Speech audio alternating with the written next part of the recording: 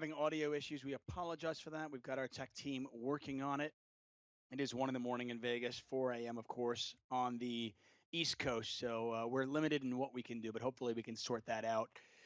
Question for you. When you're playing poker, if you know a little bit about a player and their theoretically their degen level, so to speak, does that affect the way you might play against them?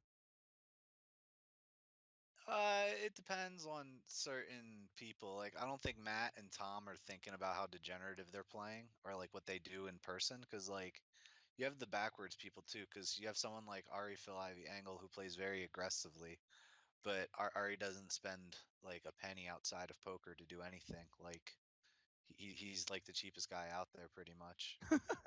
So Okay. yeah, you got to learn how to determinate. Um, one guy I think the chat might like would like probably have to talk about, and I don't really know this guy at all outside of what I've heard and the little bit I've played against him, was Ryan DePaulo. And I would classify his poker playing as a little more like his style is pretty degenerative, and like that could potentially go with the storyline that he's going. He plays pretty different, and like it could be entertaining, but like if I'm playing against him, I have to understand that and try to like take advantage of it where I can.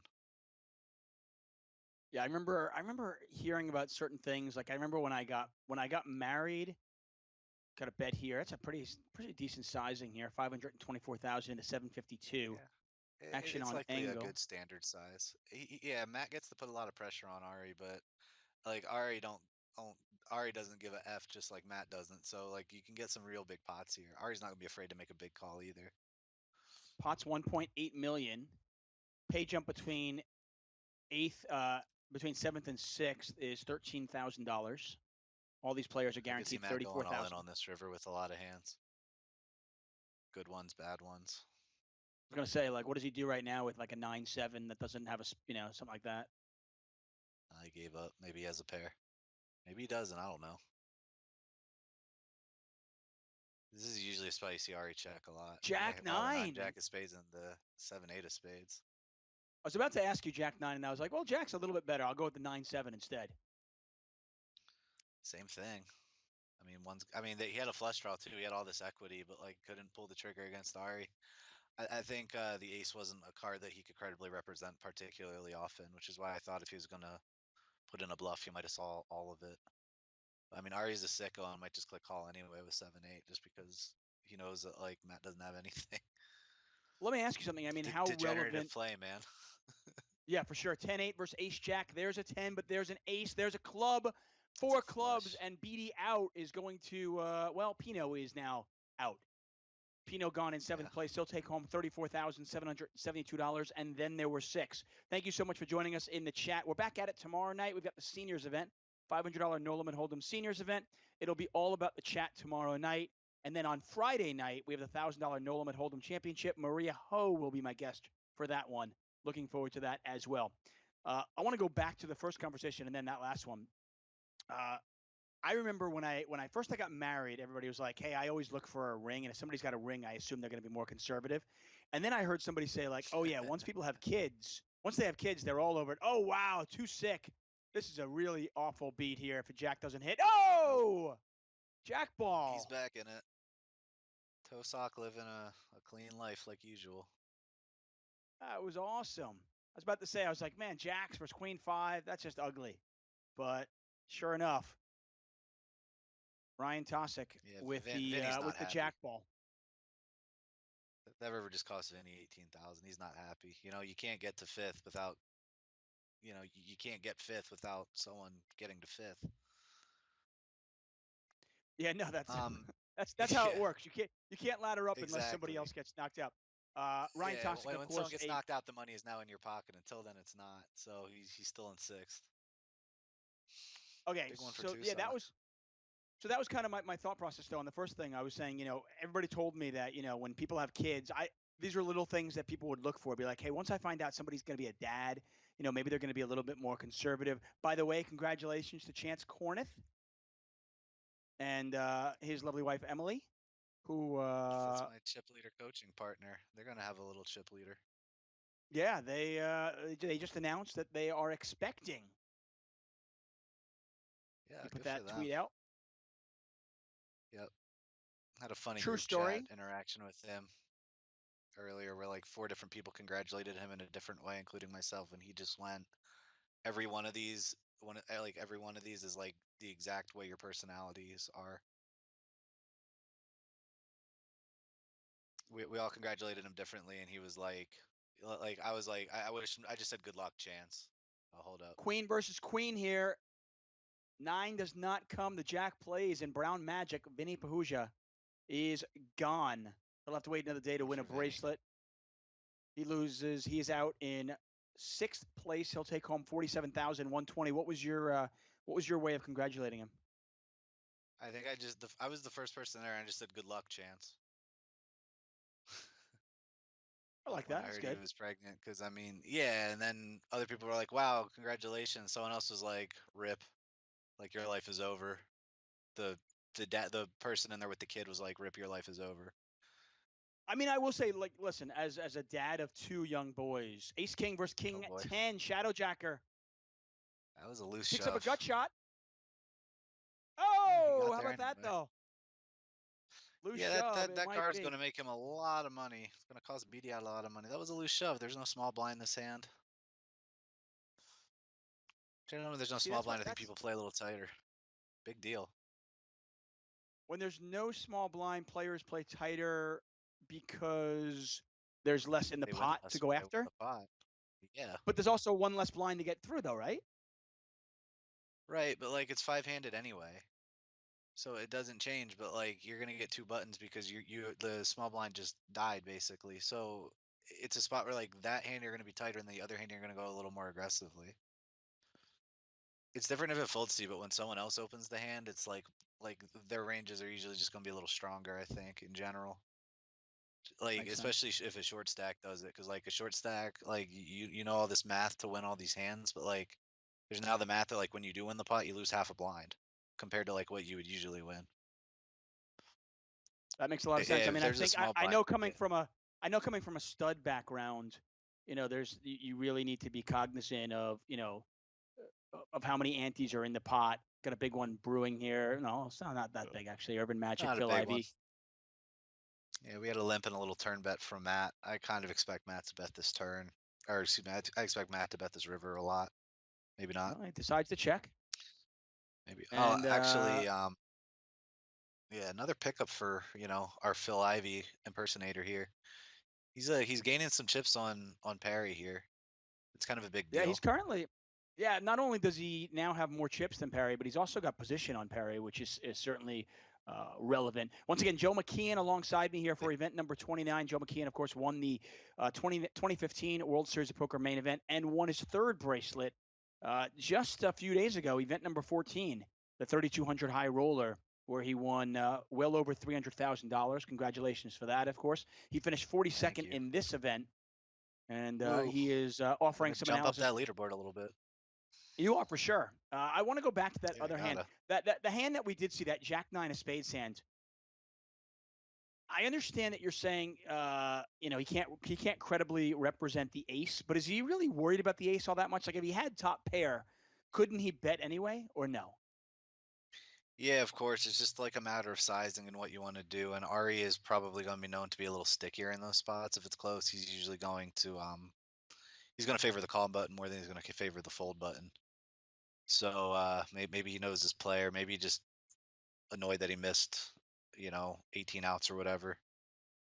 But it's a weird spot. That's why, like, if he's going to bluff, he might have to compensate by making it something bigger. But at the same time, Ari could just have a big hand himself, so it might not even be worth it. Giving up there was fine too, because you like kept the chip lead over Ari at the time, but now Ari's won a few pots. He stacked Vinny, and Irvin's lost a pot or two to him, so it doesn't look so hot right now. Yeah, Ari Ari's looking got for a good bracelet button to number just 2. put chips in. Yeah, Ari should probably put a lot of chips in on the button. 4 million, that's more than both of them combined, pretty much.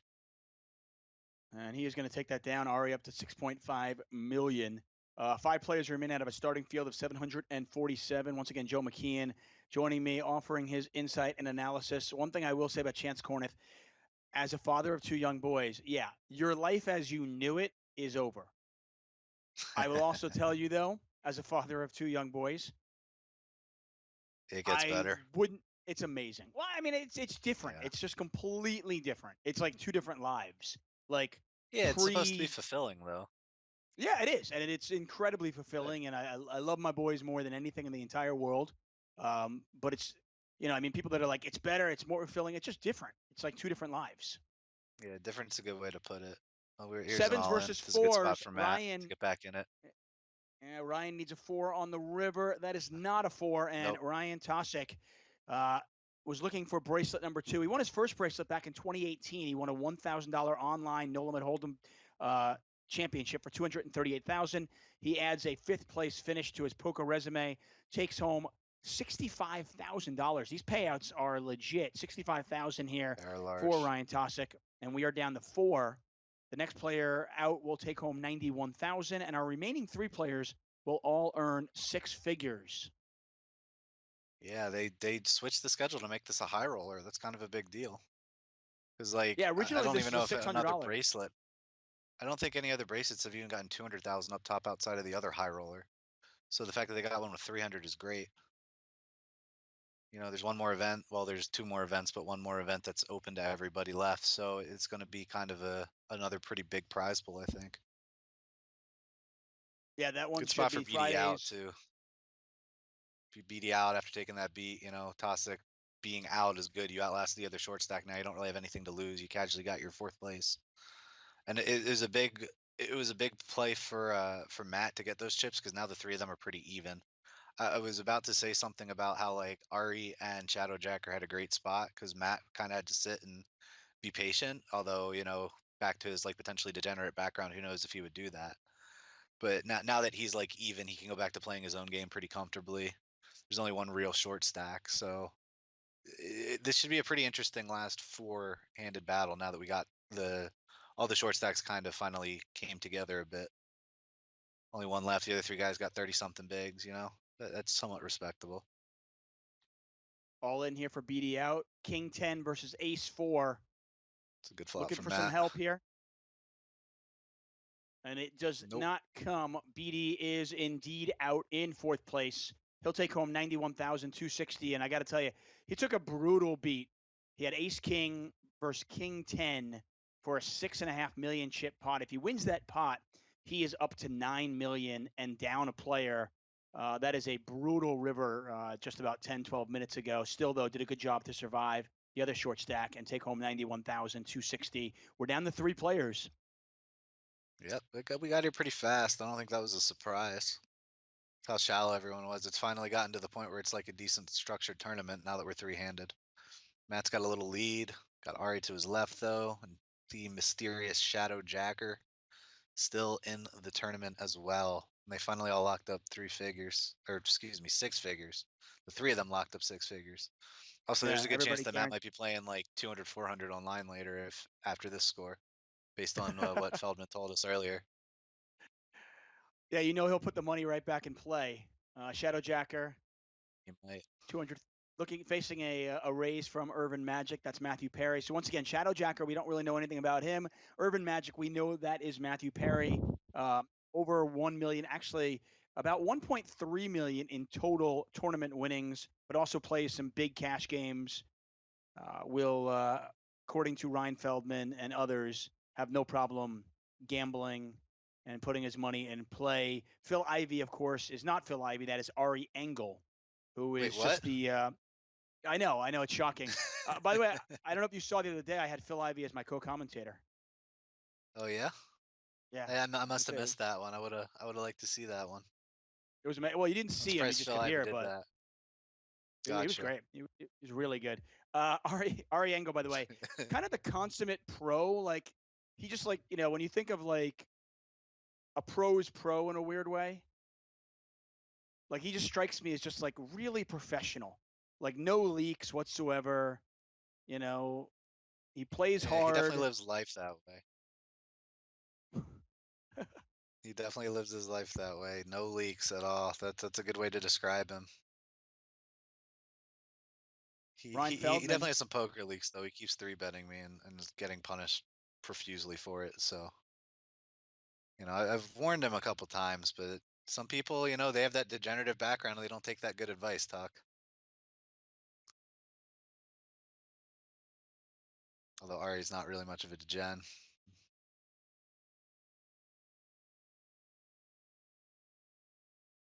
Blinds are 100,000, 100,000, 200,000. These guys are, I mean, they're fairly deep. I mean, we're at a really interesting point of the tournament where I know for me, whenever I have gotten to a point like this in poker, I'm kind of like, oh, cool, I've got nothing to lose. But it's idiotic. Well, they got a Because, lot to lose. right, I mean, you're talking about a There's difference a between lot of money up third and top. second, $59,000. Yep, and then first afterwards another 106 or so. I mean, as of right now, the three of them are all kind of closest and they're all deepish enough where I think they're all just kind of playing their normal poker, not thinking too much about getting it in or anything. We got the blinds going up in a minute too, and that'll speed up the action a little bit. There's only so many big blinds on the table. 5 of them in this pot. These are boards where usually both people can have a piece, so we might see some chips going. Yeah, unfortunately, the Twitch chat has been kind of attacked by some idiot. So chat's not going to be part of this one. We'll see. We'll make sure we get a mod back in here tomorrow night. Okay. I do apologize for that, guys. We got Ari making a bet. Nice hearty bet too. 4 green chips and 2 of whatever the 25K chips are. I don't know. This isn't live poker. The Jack's an interesting card. Usually that's better for Phil Ivey than Irvin Magic in this spot, but why is that? Phil Ivey's gonna hit that card a little more. He's putting out a bet. Nice little less than half pot. Got the job done. Like if Irvin Magic is a 7 or a 10, he's just probably gonna fold to a bet when a Jack rolls off because it's a pretty miserable card for him. And like Phil Ivey's gonna have a lot of equity a lot of the time, even when he's bluffing. There aren't that many bluffs. It's a big pot. Now the 3 of them are really even, and the blinds went up. So we're all sitting on like about 30 big blind average. Yeah, blinds are 120,000, 240,000. Shadow Jacker making it 480. Once again, the buy-in for this was 2,000. Joe McKeehen certainly dropping some knowledge here. I can't believe I've never had you in the commentary booth before. This is great. Yeah, I tried. But the problem was every time you're going to have it, I ended up making it there instead. So you had to get a sub. It could certainly be. Yeah, the whole 0 times that happened. Well, we got a time bank from Matt Perry here. This could be elevated. Nope, just kidding. When you're playing online poker, do you find yourself, timing tells can kind of be deceiving simply because, somebody literally could have just like gotten up, walked away. Maybe they're playing 6 tables at the same time, whatever it might be. Yeah, but if someone's playing 6 tables at the same time, it's going to be pretty consistent that they're going to have like similar, like misguided tells. So you'll usually figure that out. Like, I mean, maybe Matt's just playing 6 tables at 200, 400 on the side right now. Who knows? That one was like weird though, because he like generally when you want to fold, you're just gonna fold on the faster side. You're not gonna like there's no timing tells to folding. It doesn't matter. Your hand is over once you fold. But when you like enter a pot, it's a little different. I know when I get deeper in the tournament, I try to take a little more time just to be more consistent. I don't want to do things, lightning speed or anything. There's also other reasons to take a little more time that I don't want to go into. Can't drop all the knowledge bombs. A little bit. I mean, it's okay. I remember I'm good friends with Jesse Sylvia, and we always joke about, his main event run. Player. Well, I mean, his main event run. I remember he got coached from Vanessa Selpst, and one of her words of wisdom was simply, take your time. You don't want to give off timing tells, and he obviously took that to the next level. And we make fun. I make fun of him all the time about that. And he attests, he's like, I was so slow. I don't know what I was doing. And I was like, yeah, none of us knew what you're doing. He still does it today, though. So I mean, if he's on your table, don't be afraid to call the clock on him. He's not, but he's not nearly what he was. He's not what he was back in 2012, though. Yeah, but at the same time, if you're down to like 30 people in the biggest tournament of your life, you want to take a little extra time. It's understandable. Doing it in like level 3 of a poker tournament, though, of a live poker tournament, that's probably not as necessary. I will tell you, as a cash game player, I love tournaments. They're so exciting to me. I love the competitive nature of them.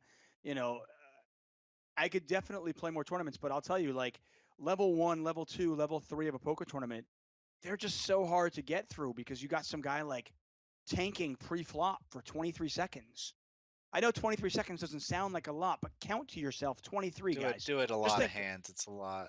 Yeah, those are the oh, people that get the clock called on them fast, as far as I'm concerned. But I mean, I also don't. I try not to play the early levels of a lot of tournaments. I come in a little later when the right. stacks aren't as deep and there's annies. That's just a personal preference of mine. It We've also been like saves you. surprised by, I was I going to was say, just we've gonna been say like surprised by it some saves you players some here. time. Yeah, no, for sure. Yeah. We've been surprised by some players here. I mean, don't assume that Shadowjacker isn't a very well-known pro. I remember earlier on we had Ryan Lang versus some guy we didn't know named Samadi, and we just assumed, wow, we've got the seasoned pro Ryan Lang against just nobody, right? Somebody we don't know, an amateur. And then we find out, 12 hours later that was Nick Binger, and he won his second bracelet. Yeah. So for all I Yeah. know, I mean, Poor Ryan. Shadowjacker, Oh boy. yeah, yeah, This is the Matt Shadowjacker Perry I could came be. to know and love. Cold 4 bets. This is sick. Ivy with the Well, raise, yeah. 3-bet from Shadowjacker, 4-bet from Urban Magic. Can he 4-bet fold this? I mean, I want to say no, but yes. Like people have started to do this stuff more often. He could have picked up something on that size because I feel like that was a bit smaller than usual, and he might have just realized that like maybe this dude's messing around. But I mean, he could also just had like aces or something. Right. Because when you're like that shallow, a lot of the times, if you're in his spot, if you're gonna play the hand, you're just shoving. So when he's doing something like that, that'll make you a little more polarized in theory. You'll have your value range, but then like in theory, you could have bluffs. Some people might not have any. Some people might have a bunch.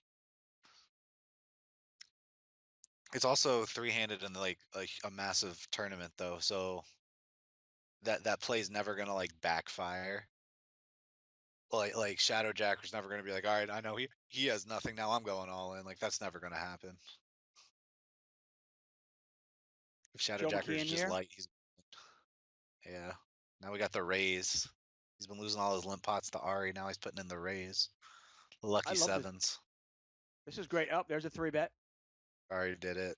That's a lot of Ari's chips. Yeah, he has put in 2 million of his 5.8 million. He's back up to 6.7 million. And as you can see, Matthew Perry, Urban Magic in the lead right now. Joe, you are making my job very easy tonight. Just I feel like you're like a wind-up doll. I can just go, Joe. Yeah, sure. I mean, I like the poker, man. The final table spots are interesting. You get to see, like, this is back in my old days too. Back in, oh, Ari just shoved. That's a lot of chips to shove. This is back in the old like pre-Black Friday days when it was a lot more pre-flop and a lot less post-flop. There was a lot more raising and 3-betting and 4-betting and clicking and like 4-bet folding and stuff. This is a pretty big shove from Ari. He's gonna have a pretty good hand here when he does that. Gets through, and now the three of them are just pretty much even again. Give or Question take a for couple you. blinds. What kind of hands is Phil Ivey, Ari Angle? What kind of hands is he deciding to 3-bet that shove as opposed to 3-bet, to a more standard amount? Um, I can't necessarily speak for him, but he probably has a couple blackjacks in there. He's got some pairs. There's some good stuff to shove. Like in general, if Perry's gonna call him, I would not expect Ari to have the best hand too often. He Right. could be like flipping a lot, but I wouldn't expect him to like have Perry dominated for that many chips, unless he's just got aces or something. But I'd be surprised, like especially after the last hand where he just put in a small re-raise. When you put in another small re-raise right after, that's gonna be weird. It might generate like an eye, like the brows going up. You know what I'm saying? Yeah, for sure. Ari Angle, though, courtesy of his aggressive play, he is back in the chip lead. He's at 7.5 million. Urban Magic, though, could retake that lead if he wins this one. Action on Shadowjacker in the big blind. We're playing three-handed poker. All these players are guaranteed 130,000, which obviously a ton of money, but there is still a ton on the line. A difference of $59,000 It's a between fun second and spot. third. and 175,000 between third and first, and of course a bracelet. 855. Yeah. I would recommend for all the people listening and watching that you should go out and finish top 3 in a tournament sometime. It's really fun. You should try it out. If it's like a bracelet event and you got all this other stuff going on in the back of your head, it's an experience. You guys should try it sometime for real. That's actually great because there's a few people in the chat, Joe, who were just asking. They wanted advice. They were saying, "Hey, can you ask Joe for some advice for for some tournament players?" And I think that's great advice. Finish third or better in a poker tournament. For real. I got another thing I tell a lot of my guys when they ask me for advice is just don't suck. That's some of the best advice I can give you. Don't suck and finish top 3. Hold on, I'm gonna write Yeah. this down. You guys should really try this sometime. This is great shit. I'm gonna write this down. Yeah. Don't Harry's betting suck. small on a low card board here. See what Shadow Jacker's all about. Shadow Jacker probably has all 3 options available to him, and they'd all be justifiable. There you go. Got it. Don't suck, finish third or better. Yeah. I feel like Nice I mean, listen. I was gonna say like this is a fun paying spot you. because if someone could pull away, they could take a big lead and then kind of start abusing the other 2 in a spot like this because that pay jump's still really big. It's just hard because like Ari's not going to give up, Perry's not going to give up, and I know nothing about Shadow Jacker, but it does seem like he's been losing a couple of the pots he's been playing. Question I have for you though here. Okay, Ari Engel, obviously, he's been here before. Matthew Perry, he's been here before. Are either one of them going to allow somebody to pull away, or are they more likely to just get involved in an enormous pot and get knocked out? Who knows? I mean, what if like Perry 3-bets here and Phil Ivey folds, then Perry wins a couple more hands off him all of a sudden before you know it, both of them, the other guys have like 4.5 million and Perry's sitting on like 10. Now for the other 2, like you blinked your eyes and all of a sudden you're like kind of in a spot again where like you want to get second. Hey, was there a moment in your poker career? There's a call here. So Urban Magic, Matthew Perry versus Phil Ivey, aka Ari Engel. Was there a point in your poker career where you just had an epiphany, where it was like light clicked on, you were like, okay, wait, I got this, and your game just grew by leaps and bounds? Was there one moment? It's a good question. I don't know. I always kind of learned on the fly. Got better. I never really started defending my big blind until the 2015 main event. And then I ended up winning that tournament because we were so deep and it was just like I'm just winning a lot of pots that like I wouldn't have won in the past. And then like as poker's going on and evolving, people are grinding shallower stacks a lot more often and they're doing it in different ways than they did in the past. So that's something you got to really keep up with the times. This looks like a good spot for Perry when Ari checks back the turn on a board that's pretty wet. I don't expect Ari to have too many huge hands because you'd have a lot to protect against or get value from. Right, and you imagine that Ari is going to continue bluffing if he has a hand like Jack 10, if he has spades. Yeah, this is probably a better river card for Matt than Ari in general. What Matt does on the river will probably solidify his hand. Yeah, he went for more than the pot. That's pretty good. It's gonna put Ari in a real tough spot.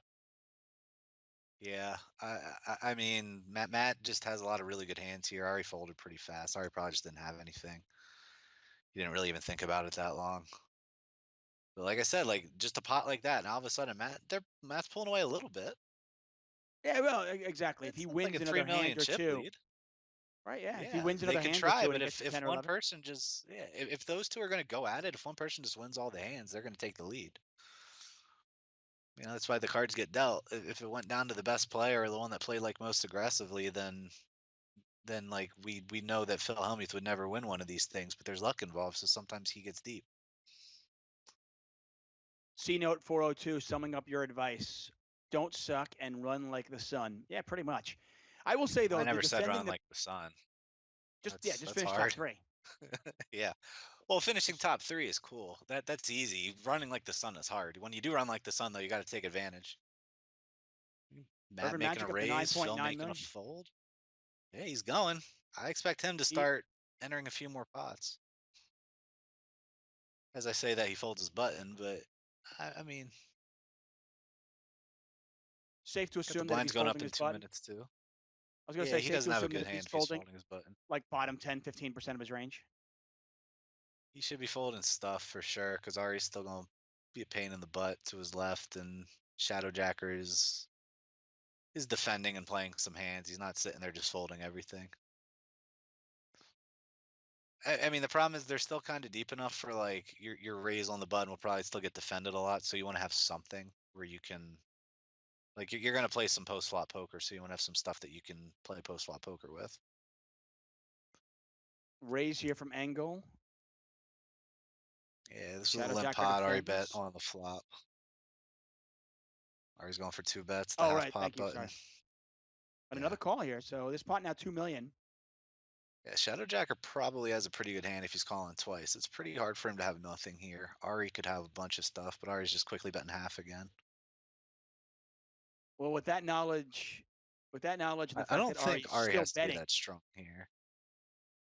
Yeah, this is a weird spot. Just something about this smells from Ari. I don't think he has that good a hand here. what's the worst value hand he would have? I mean, obviously we know the bluffs he might have, but Some version what's the of an worst value? ace. Okay. Could be some version of an ace, but an ace might not even bet that much because like he's now afraid of a 3. He's afraid of a flush. Like he'd have to range Shadowjacker on like exactly a queen to get value here. So I you think there's wouldn't a half bet. decent chance like. Okay, he Oh, rivered a 3. 5-3. Look at that. Okay, he made a weird turn bet. He was bluffing on the turn and then got there on the river. That could some smell in the other direction. Yeah, we've all been there in those spots where you're like, this just doesn't make sense, unless of course you spiked your 2 outer on the river, or in that case, 5 Yeah. outer. He bet the flop with a pair, that's reasonable, and then he bet the turn with like on the turn. He's really just hoping that Shadowjacker folds a hand. I would have loved to see what Shadowjacker called with. I don't think he would fold an ace. I don't know if he'd fold a queen, but you know him and Phil are now pretty far ahead of Shadowjacker. Or excuse me, him and Perry are ahead of Shadowjacker pretty significantly now. I mean, the only problem with a queen is if you don't think Ari's got too many bluffs in his range, even if you have a good queen, you're chopping up. Obviously, it was queens and 3s with an ace kicker out there. I don't. Yep. Yeah, but Ari probably doesn't bet a queen on the river. It would be Yeah. nonsensical for him to take that line. So you can pretty safely eliminate them. So queen essentially being a bluff catcher in that case. Well, Shadowjacker down to 3.8 million. He is in a distant third place. Double paired board here as the jack hits the river. Perry sat out on the timeout of the last one. If Shadowjacker could get a real fast bet in, he could have just Perry's cards would have been folded pretty fast without any chance. But he had the best hand anyway, so it didn't matter. They played it honestly. That's got to be tilting though. I mean, online issues like that have to be so tilting. Especially for, you're talking about tens of thousands of dollars here. Yeah, I thought the time bank auto went. But it doesn't. I think the time bank auto goes when you like are in a pot, like when you make it to the flop or something. So that the fact that one didn't, I'm pretty sure he still has some time bank. So something must have happened. Maybe he clicked the button wrong or something. But he sat in like immediately. So want to say hi to people in the chat here. Jimmy Bluffett, Jen Watson, Stray Cat, Jam 74, Jam, Monkey May, Tubeway. We got our chat back. Home Fry. Ebony Kinney in the chat. What's up, Ebony? Thank you for joining us. Joe Mckeehen, David Tuchman here calling the action for event number 29, a $2,000 No Limit Hold-em Deepstack. We started with 747 players. We are down to our final 3, and we have an enormous pot here, possibly an all-in. maybe. I mean, it's one big blind or it's a lot of big blinds. Ari's putting the pressure on. He went into this time bank though. He's got a decision. Maybe he'll call. Maybe he'll fold. I don't know. I guess we'll find out together. How good a hand do you need to call? Well, I mean, what's the bottom calling range in the spot? You need a pretty good hand. It's a lot of chips. 280 is kind of a weird big blind, but I think Shadowjacker had something like 17, 18 blinds. So that's a pretty big shove. Yeah. So you got to have nailing you down is tough. Ace. Okay, decent ace. You got to have a decent ace. Got to have a pair, something like that. A good pair. Like you probably got to fold like small pairs. You're going to be doing a lot of flipping. So are we thinking like sevens and like. Ari's wider in those spots, I think, the most. Yeah, I would never fold sevens for sure. Sevens is great. Ari probably has a bunch of like aces himself, so like you're just gonna call him be up against like ace five a lot in that spot. Okay. You gotta So take your like chances to switch stacks. if you've got like an ace seven or an ace eight, you're gonna go with it probably. Yeah, you're getting close to the borderline. I can't give away all my secrets, but I it's know, I definitely know. player dependent. It's game flow dependent. You know, Hey, you this are is still this is this is three-handed. It's our hard to call off.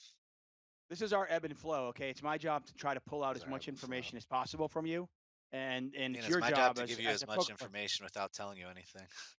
Right. Exactly. Exactly. We're there. Yeah, we got this. We got this. Blinds Another, 140,000, 280. yeah, that's a big jump. It's actually not. It's kind of a Raise. small jump, but yeah, chips are gonna be flying, man. Ari's under 30 bigs. That's a big shove. Something All like in. 28 bigs, I think. I've Yeah, had he didn't Ari snap in the fold. I've had Ari in the commentary booth, and I can just tell from his commentary, and obviously you can see from his play, he is not shy about using his chips. He No, is just and I super could have aggressive. told you that. Yeah. He likes to put pressure on people. Like I said, he likes to three bet me, and I told him like, man, you know, it might be more. You might do better if you stop that. But you know, some people don't listen. I imagine he's the type of player. Ace seven versus Oh, king here we eight go. here. There's an eight. Jack of diamonds. 10? Neither player with a 10 for diamond in their Perry? hand. Oh, No 10. It's the jack of spades and Shadow Jacker with the double up to 9.2 million. And now Irvin Magic, Matthew Perry down to 4.3 millions as they reverse their spots. so Perry called with the ace seven, so Yeah. basically the same spot. I mean, king eight suited is like fine, ace seven's fine. Just go, you know, 60-40 for a lot of money. It's a tough one for Perry. It's big for Shadow Jacker though. Now he's just now him and Ari are the same. Ace Ooh. three versus fours. Uh-oh. Matthew Perry. Oh, Oh, there's the there we go. ace. That's a 10 bad of one for clubs. Ari. And Yeah, Ari ain't shy. I mean, fours is close to the pairs you're supposed to call too, I think. So in pretty much the same spot. You asked me a question, and those guys all just answered them for me. yeah, not shy at all. Phil Ivey, Ari Engel down to 4.3 million. Irvin Magic got the chips back. He's back up to 8.6 million. He's going to raise on the Yeah, button. Ari has a lot of excuses to not give any craps anymore and put his chips in, especially over Matt's wide button opens. The It's chips a tough one for are both of them. They both just got sucked out on. the chips are flying. This is a fun one. Joe McKeehen calling the action. I'm David Tuchman. Thanks for joining us, guys.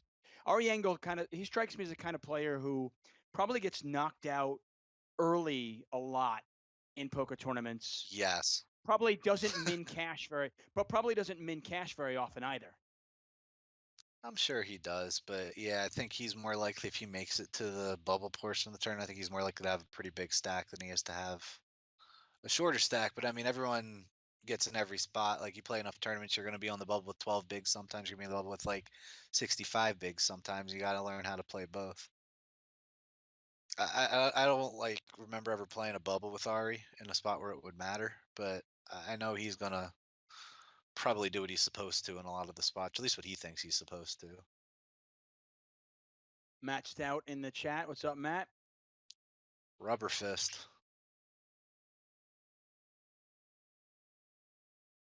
1.3 million in there. Action on Perry, who was Irvin Magic on the Yeah, bottom of your screen. I think he's gonna bet this one. Shadowjacker hasn't really been like super aggressive post flop. He's doing a lot of check folding and check calling. So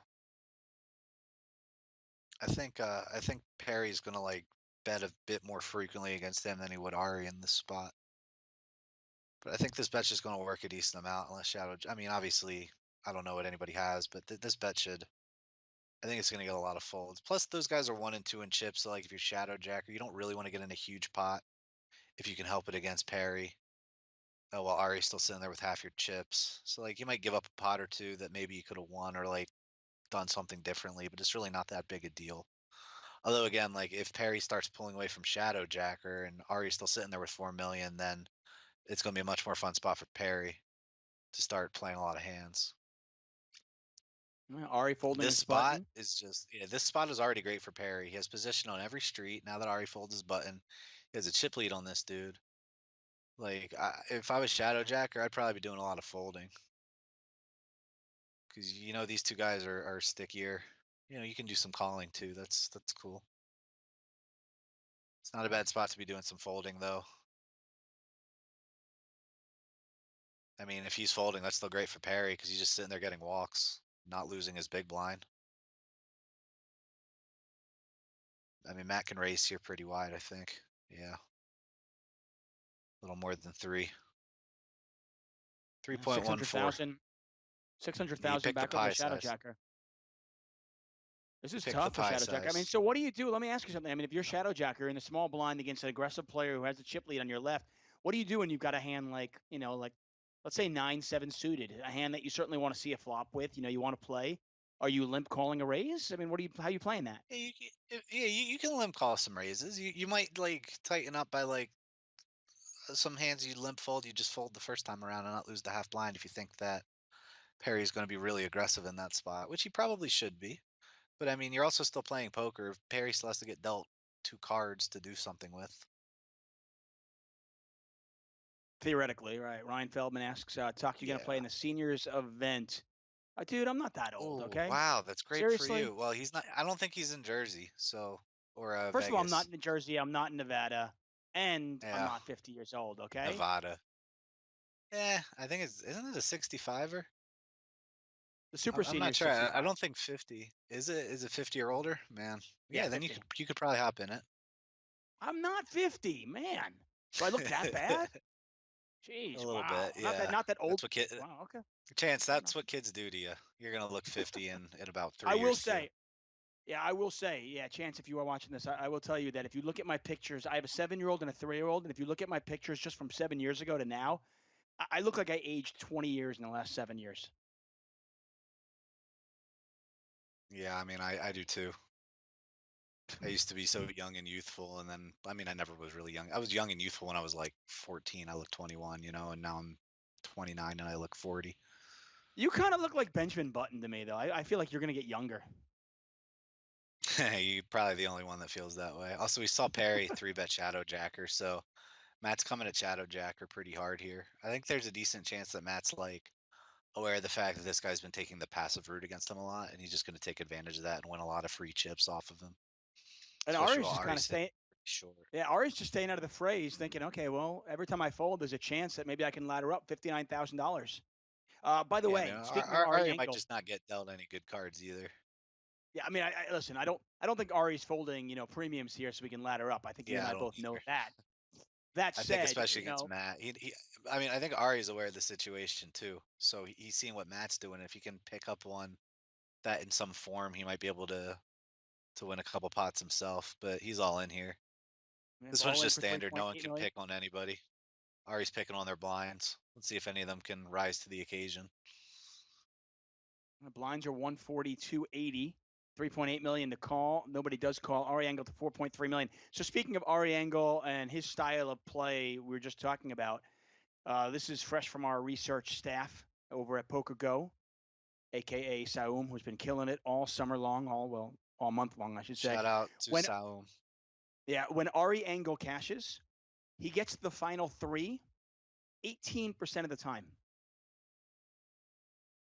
As far as what, like this series or in general?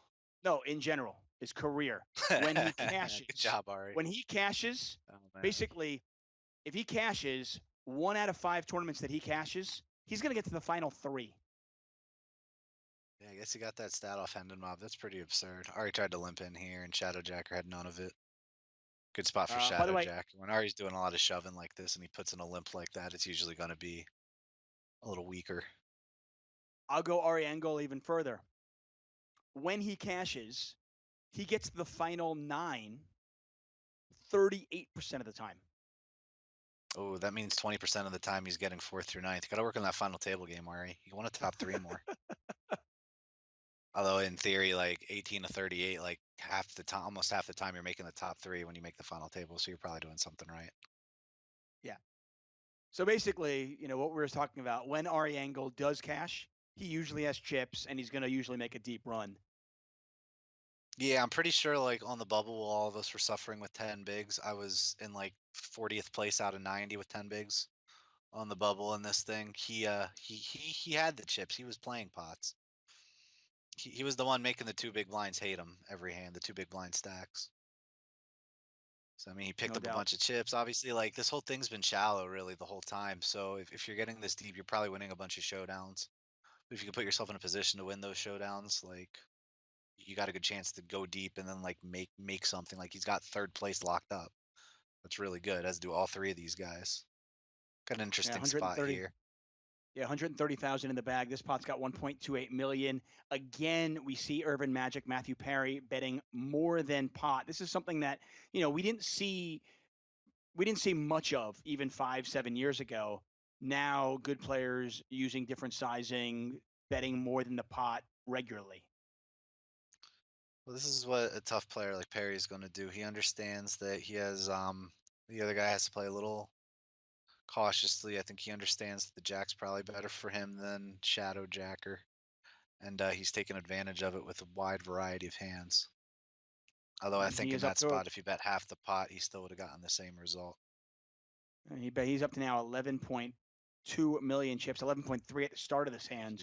He is And Urban separating. Magic, yeah, Matthew Perry with about 1.3 million in live earnings. This is his sixth cash of the series. He does have one final table, by the way, event number 18. That was the 1K Turbo Deep Stack. Came in 8th place in that one. Never got Congrats on that, chips. Matt. Yeah, it's a turbo deep stack. It wouldn't surprise me. We got the blinds going up soon too, and Matt's this is the second time he's 3-bet. Oh, they All have in it. Never ace mind. queen versus This threes. is for all of it. Ari's yelling ace or queen. It is Nope. not. It's a Wow, jack Shadow of Jacker's got clubs. it all now. Shadow Jacker with 15.1 million chips. Urban Magic back down to 3.9. And what a Yeah, turn of events here. Shadow Jacker had enough of being picked on. I got to tell you, if you're Um, Ari Engel, that's exactly what you wanted, right? You're laying out, you lay well, low, you're thinking I think he wanted the ace or eventually. queen to win, but yeah, Well, yeah, obviously, but I mean, you love the fact that those you two had a went up against chance each by other. just Yeah, folding. By folding for 7-8 minutes, he almost made an extra $59,000. yeah. Shadow Jacker has a big lead now, and the blinds are about to go up too. So those two guys are getting even shallower. Shadow Jacker can start picking up the aggression where he can in these spots, because now you got Matt with about 13 bigs, and you got Ari with about 9-ish bigs, and you got the rest of Yep. it. Yeah, Because it'll be interesting to see if Shadow Jacker 340,000 does that. is, yeah. Again, we don't know I much mean, you about can't do Shadow anything if Jacker. someone goes all in before you. Like the only thing you can do here is have a good hand and call. Yeah. Or fold. And by the way, there's skill in that. Having a good hand when somebody moves all in front of you, that's a skill. Oh, that's the best. I did it to my boy Aaron earlier. He went all in. I had kings. I was just like, guess I gotta call you, Thank man. you. Yeah. Anyway, shout out to Aaron Massey, although there's no chance in hell you're watching right now.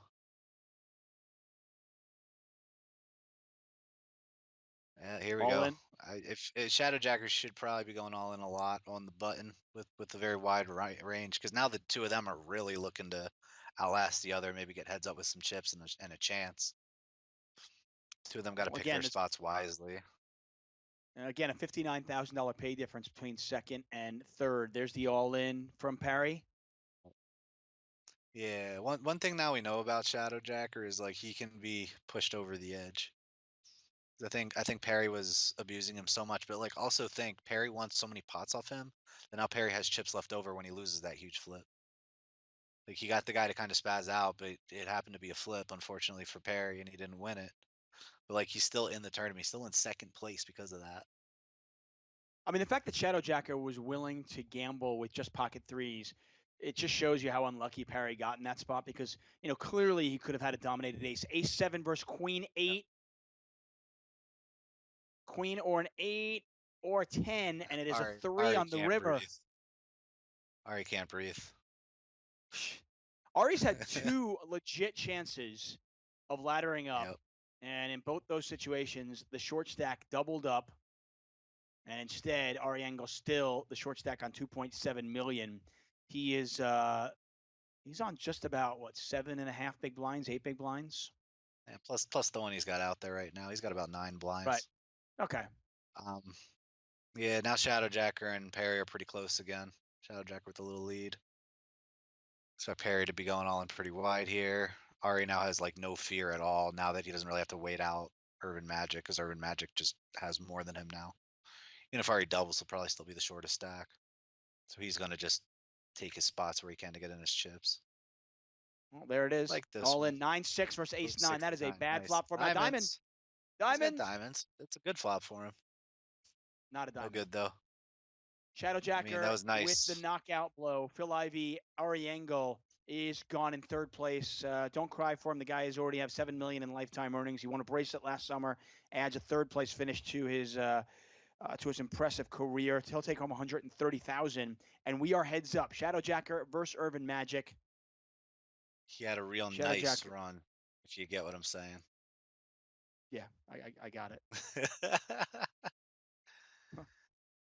Yeah. I mean, this is a spot where I bet. Yeah, I don't know anything about Shadowjacker, but I'm sure Matt Perry's played a good amount of heads up because you play high stakes. You're not gonna be playing a full table that often, so he's probably got a lot of experience in this spot. Probably gives him a slight edge, but Shadowjacker has more chips. So, but now that there's no worries about ICM no more. There's just two Nope, people both these left. players. You can't fold up any more than you already have. Not that Yeah, any both of these these guys players did any of guaranteed. that. Both these players guaranteed $189,000. They are essentially playing for $116,000 and a bracelet. Yep. Got some action right out of the gate here, though. We got the even stacking 3-bet size. The way Shadowjacker's playing, I kind of think if he has something he thinks is reasonable, it's just going to go in. He's been running pretty good on this table. Got in threes pre-flop, found a flip in one, got in king 10 to ace king and river to 10. And we got 5 minutes to talk about it, I guess. Yeah, it's amazing how how crazy poker tournaments are. You're talking about a guy has king 10, could have very easily been knocked out in like 6th or 7th place with that hand. Gets lucky there, wins a flip with threes versus ace queen, and now he's the chip leader with 2 to go. Obviously there's a lot of luck in this game in the short term, but it's just the amount of money that changes hands. I mean, you're talking about a difference of basically $250,000 because he won a couple of, he hit the 10 and then the threes hold. Yeah, this is what poker tournaments are all about. You get deep in the tournament and then you got to get your chips in, and if you win the hand, you win a lot of money, and if you lose the hand, you're out. Like, and you're stuck at the place you get. All we can do is like get our money in ahead more often than not and hope we win. Yeah, Shadowjacker, by the way, we don't know much about him. We do know that he won $8,000 about 4 days ago in a $233 buy-in tournament. So he's won about 20,000 on 888 New Jersey. And one thing that has certainly been keeping our attention is the leaderboard. So let's take a look at that. And a poker joker, Ian Steinman, who won his first bracelet. Congratulations to him. And 4-time Familiar with circuit them? ring winner. Yeah, Ian's a really good poker player. He won a bracelet, and that vaulted him ahead of I'm Sorry and Robert Kuhn, who are now in 2nd and 3rd place. Yeah, and I'm William pretty sure I'm Romaine. sorry pretty much bubbled this one, and I'm pretty sure Ian cashed it, so he's going to pad his lead a little bit. Yeah, Slow Wheel Ryan, by the way, that is William Romaine, who's had a great series as well. He won a bracelet last night, and he is currently Shout in out to 4th Will place. Romaine. Will Romaine just being alive surprised a lot of us, but shout out to Will Romaine, guy I've known for some 8-9 years. What does that mean, being alive? Like, the fact that he's living and playing poker is great. Yeah. A lot of us just did, like, he disappeared for the longest time, basically. No one heard anything from him. Yeah, he is currently 4th right now. Obviously having a great series. I didn't see your name up there. Were you up there?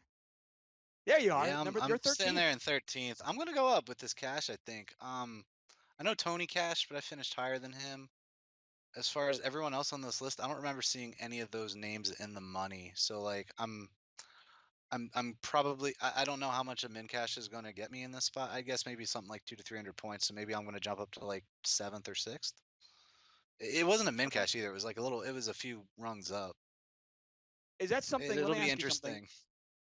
From a poker legacy, accomplishment standpoint, does you know d- does winning like a WSOP Player of the Year, is that something that is on your radar that you would that would mean something to you, or you just don't care? Are you more about the money and the bracelets? Nah, I don't care. A lot of things with POI players is those are like the people that win them are generally good at a lot of poker games, and I'm really only good at one, maybe two. So, like, it's not something that I think a No Limit Hold'em player cares about. Now, this exact series, I had no intention of doing anything leaderboard related until it was like come to my attention. And also, this specific leaderboard pays out money for doing well. Like, I'm going to get a bonus no matter like what I finish because they're paying out like the top, I don't know, 20, 30, 50 places on the leaderboard. So it makes it worth it a little more for me. I ended up playing a game I shouldn't have yesterday or 2 days ago, How'd you whenever do? Will Romain won his tournament. I busted 3 bullets very quickly. There you go. Yeah, Yeah, no, that was great. first place in the leaderboard. So Ian Steinman right now, they get 18,000. Second place is Yep. 12,000. I believe third is 6. I don't know exactly, but as you say, this particular leaderboard does pay out.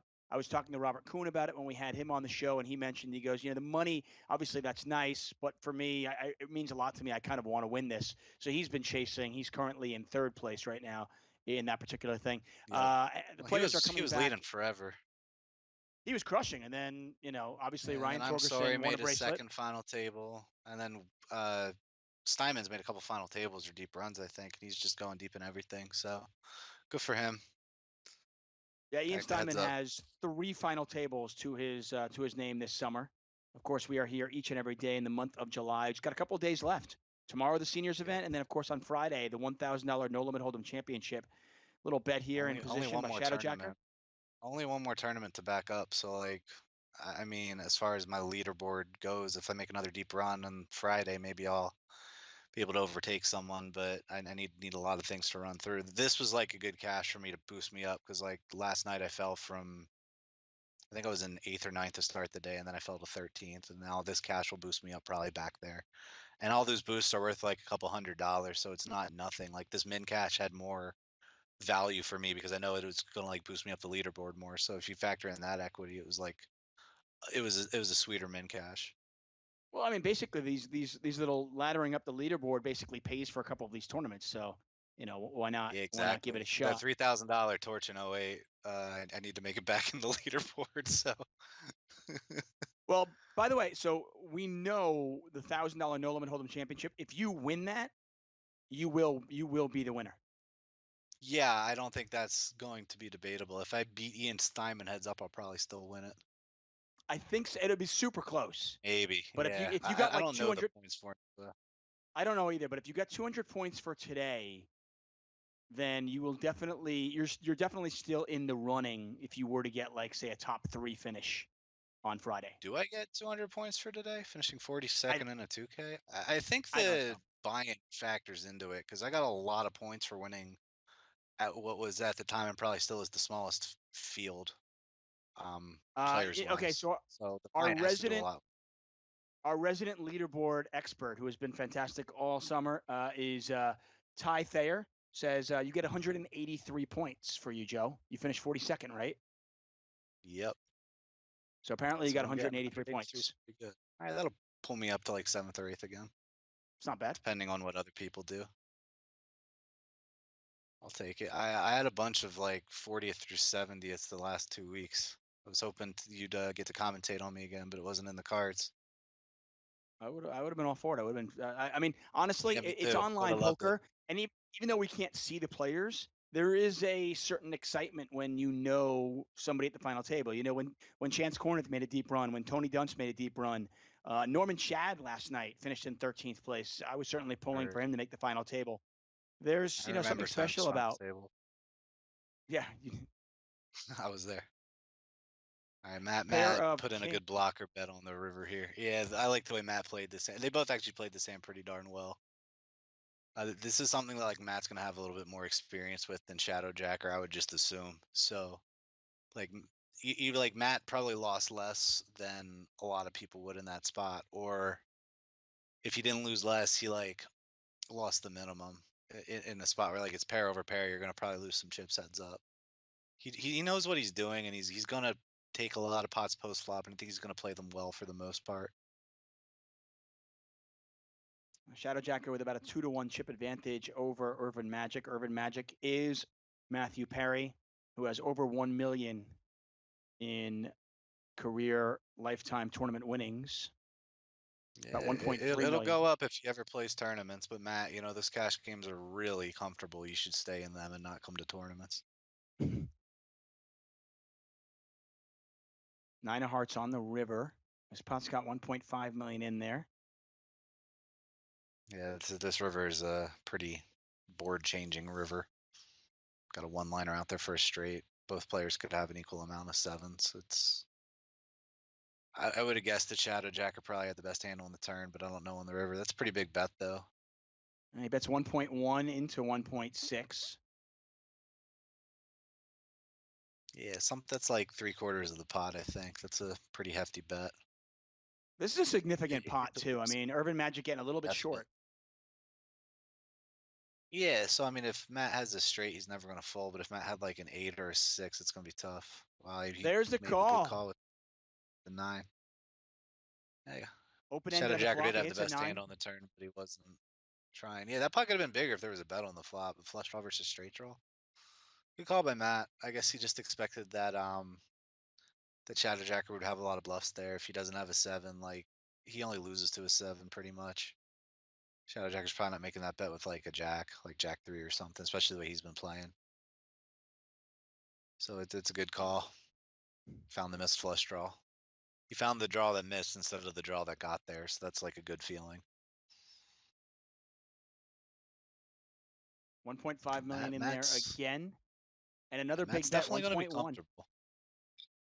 Matt's going to be a lot more comfortable than most people in this spot. You're talking about heads up for $100-something thousand, but Matt with his personality probably doesn't even feel anything in the first place. Well, that's the interesting thing. I mean, it's good you brought that up, because from what we've been hearing and from what we've been seeing, if he's playing in Bobby's rooms, if he's playing big games, wow, we got an all in here, Jack 7. He's like, the tournament's over. It's over. That's it. Wow. Shadowjacker top pair versus the flop straight. Yeah. Wow. And it's just over like that. Yep. I feel like we got ripped off, Joe. I mean, that was kind of a tough flop. Again, they're not that deep, and Shadowjacker made a really big bet on the flop, so maybe Matt felt compelled to just shove his chips in kind of for a little bit of protection and value. Unfortunately for him, he got snapped off. He was drawing pretty dead. Wow. Well, Matthew Perry, second place finish. He takes home $189,000. And as shocking as it is, that's it. We're done. And congratulations to our man Shadow. He takes home $305,000. Presumably his first World Series of Poker bracelet. Unfortunately, we don't know anything about him. I mean, for all I know, that could be, who knows? That could be a 7th bracelet for all I know. I have no idea who that person is. We'll find out tomorrow. I think it was likely his first, but I'll be excited to find out tomorrow, or maybe in a few minutes if we're lucky. Yeah, I mean, it'll be up. I mean, it's the only thing that's so frustrating is it's going to be up on Poker News by the morning or even in a couple of hours, and we can't know now, which is like, it just drives me nuts. Hey, Joe, man, thanks so much for joining us. This was a little bit quicker than I had hoped. I got to get you in at some point. I've got to get you in for like a live commentary next summer. That's it. Okay. I want you in the booth for like 6 hours. Okay. I'll do what I can. Yeah, you can definitely hit me up. I mean, I'm around. I'll do it. It's not like I'm doing anything better right now anyway, besides watching online poker. So why not do it in person too? I might be able to give you a little more in live poker too. Then online, it'll be great. All right. Hey, quickly before you go, what's your take on this Doug Polk, Daniel Negreanu heads up match? Should be exciting for the fans. I'm excited to watch. I like both of them as people, so I won't have a rooting interest, but I'll root for good poker and good trash talk. I'll root for entertainment. That's what I root for. Fair enough. Entertainment. We all like that. Event number 29 is in the bag. That's right. Put a bow on it. It is done. And we have a champion there. Our man Shadow wins $305,000, presumably his first World Series of Poker bracelet. We're back at it tomorrow. Another final table. It is the $500 No Limit Hold-em Seniors event. No, I am not playing. I am not old enough to play. Bastards. Yeah, well, good luck tomorrow, Tuck. Maybe someone else will be able to pop in on stream because you made the final table. Yeah, there you go. We are also, of course, the $1,000 No Limit Hold'em Championship is on Friday, so make sure you join us here. For Joe Mckeehen, for everybody at the World Series of Poker, and of course, PokerGO, I'm David Tuchman. Good night, guys. Good night.